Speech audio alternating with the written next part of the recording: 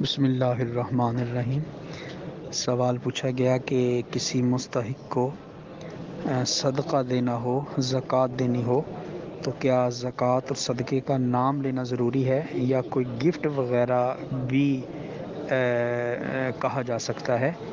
تو جواب یہ ہے کہ جب بھی کسی شرعی مستحق کو صدقہ دینا ہو، فطرانہ دینا ہو، زکوٰۃ دینی ہو تو آپ کی نیت یہ ہونی چاہیے کہ میں یہ زکوٰۃ دے رہا ہوں یا صدقہ دے رہا ہوں یا فطرانہ دے رہا ہوں۔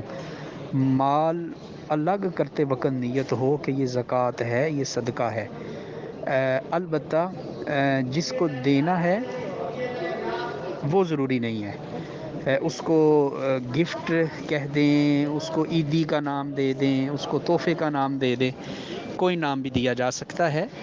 اس کو زکوٰۃ یا صدقہ کہنا یہ ضروری نہیں ہے۔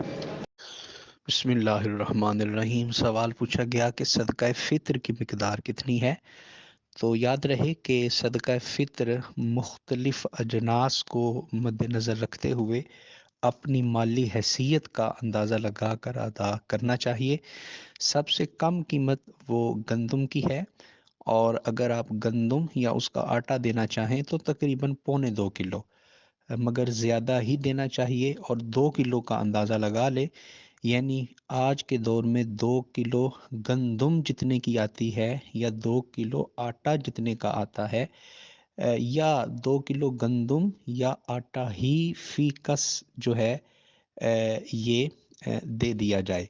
تو اگر اس کو پیسوں میں کنورٹ کیا جائے تو 320 روپے گندم کے حساب سے یہ صدقہ فطر ہے۔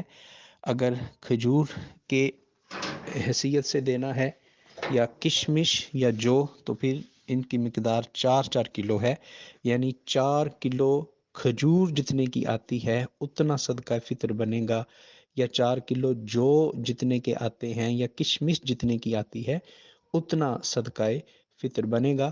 تو کم سے کم اگر آپ گندم کا حساب لگائیں تو وہ 320 روپے ہے، اس حساب سے صدقہ فطر ادا کر دیا جائے۔ واللہ عالم۔